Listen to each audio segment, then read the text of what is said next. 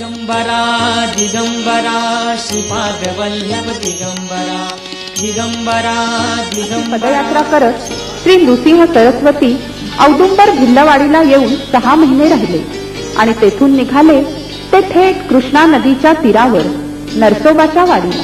हे पहा श्री नृसिंह सरस्वतींचे मंदिर. श्री गुरुदेव दत्त. प्रभो सरकार कैलासपते गिरिजा शंकर कर्पूर गौर महाराज पंचप्राण काकडारती तत्वात्मक ज्योती लावणी तत्वात्मक ज्योती